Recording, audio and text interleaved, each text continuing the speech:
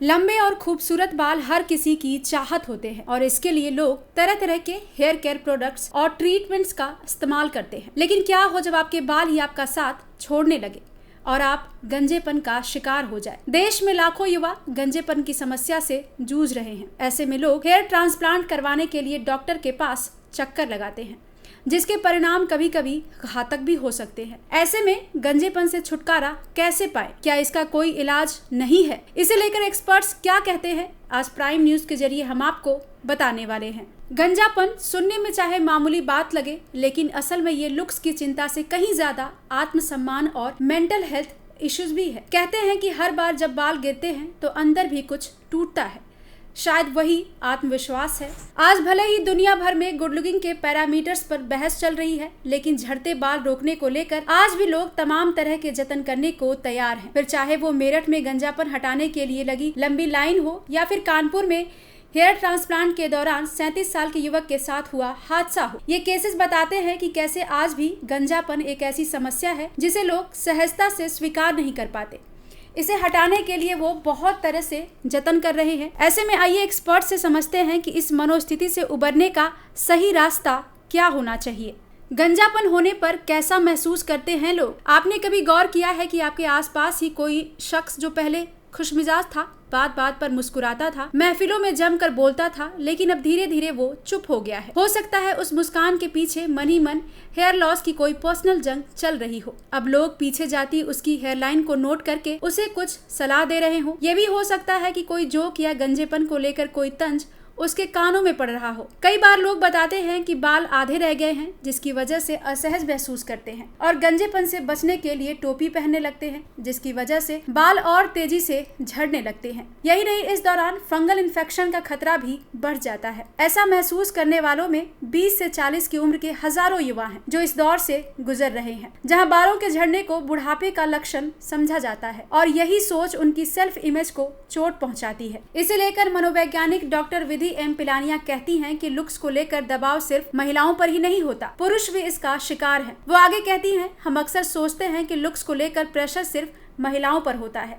लेकिन ऐसा नहीं है, खासकर जब बात बालों की हो। गंजापन को आज भी समाज में कमजोरी या फिर उम्र दराज होने से जोड़ा जाता है। कई बार यही सोच व्यक्ति को खुद से दूर कर देती है। डॉक्टर विधि के अनुसार कई लोग बाल झड़ने के बाद भी इलाज के लिए नहीं जाते, क्योंकि उन्हें शर्मिंदगी महसूस होती है या फिर वो इसे नॉर्मल मानकर इग्नोर कर देते हैं। लेकिन अंदर ही अंदर ये स्ट्रेस बढ़ता जाता है। हेयर फॉल अब सिर्फ कॉस्मेटिक नहीं रहा। Senior psychiatrist doctor Anil Shekhawat कहते हैं कि हेयर लॉस अब डिप्रेशन, सोशल एंजाइटी और बॉडी डिस्मॉर्फिक डिसऑर्डर तक का कारण बन रहा है। हमारे पास ऐसे मरीज आ रहे हैं जो कहते हैं, डॉक्टर साहब मैं अच्छा दिखता था, अब आईने में खुद को देखना भी अच्छा नहीं लगता। कई लोग डेटिंग से भी कतराने लगते हैं, शादी टालने लगते हैं या जॉब इंटरव्यू में आत्मविश्वास खो देते हैं। बीडीडी यानी जब व्यक्ति अपने शरीर के किसी हिस्से को लेकर जरूरत से ज्यादा परेशान हो, ये ट्रिगर हेयर फॉल जैसी समस्या से शुरू हो सकता है। सर गंगाराम हॉस्पिटल में मनोचिकित्सक डॉक्टर राजीव मेहता कहते हैं कि हेयर लॉस क्लिनिक जाने वाले ज्यादातर मरीजों को पहली चिंता उनके लुक्स की नहीं होती, उनकी चिंता होती है कि दूसरे क्या सोचेंगे। यही वजह है कि अब सिर्फ हेयर लॉस का इलाज नहीं, काउंसलिंग भी जरूरी हो गई है। डॉक्टर मेहता कहते हैं कि युवाओं में आजकल टेंशन और पोषण की कमी हेयर फॉल की सबसे बड़ी वजह है, लेकिन जितना नुकसान बालों के झड़ने से नहीं होता, उससे कहीं ज्यादा मानसिक असर उनके वापस न आने के डर से होता है। खासकर भारत जैसे देश में, जहां शादी में दूल्हे का लुक देखा जाता है, वहां गंजेपन को एक कमी की तरह देखा जाना अभी भी जारी है। खासकर लड़कियों के लिए भी ये कम चुनौतीपूर्ण नहीं है। उनका गंजे पार्टनर को चुनना अलग ही नजरिए से देखा जाता है। गंजेपन के कारण ही बहुत से पुरुष खुद को कम आकर्षक समझने लगते हैं और इससे उनका आत्मविश्वास करियर में भी झलकता है। एक स्टडी बताती है कि गंजेपन से जूझ रहे 60% पुरुषों और 40% महिलाओं ने बताया कि उनकी मेंटल हेल्थ पर इसका नेगेटिव असर पड़ा है। लोग अक्सर सोशल गैदरिंग से बचने लगते हैं क्योंकि उन्हें लगता है कि उनके गंजेपन पर कमेंट करेंगे या लोग उन्हें जज करेंगे। इसके अलावा गंजापन तनाव को और बढ़ा सकता है।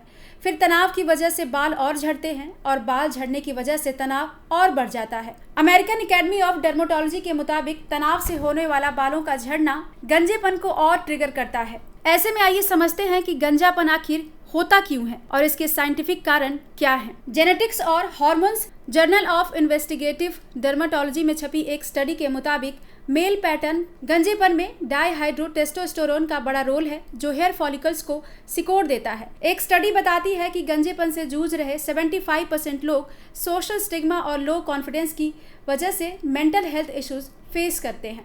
इसके इलाज की बात करें तो कुछ दवाइयां हैं जिन्हें लेकर गंजेपन को स्लो किया जा सकता है, लेकिन इसके अलावा हेयर ट्रांसप्लांट भी एक पॉपुलर ऑप्शन है, लेकिन ये महंगा है। इसके लिए अच्छे डॉक्टर को ही इसके लिए चुने। साथ ही कोई दवाई लेने से पहले भी डॉक्टर की सलाह जरूर लें।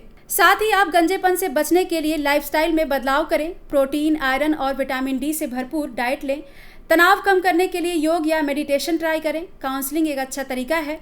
अगर कॉन्फिडेंस डगमगा रहा है तो साइकोलॉजिस्ट से बात करें। सेल्फ लव बहुत जरूरी है। समझना होगा कि गंजापन कोई कमजोरी नहीं है। आखिर में आपको समझना होगा कि गंजा होने से पूरी दुनिया आपके खिलाफ नहीं होने वाली। तो आप मेंटल हेल्थ का ध्यान रखते हुए ये जान लीजिए कि तमाम मशहूर हस्तियां, जूलियस सीजर से लेकर गांधी तक, कई लेजेंड्स गंजे थे और दुनिया उनका लोहा मानती है। समाज के तौर पर हमें भी किसी के रंग, शारीरिक बनावट या बालों को सुंदरता के मानक नहीं तय करने चाहिए।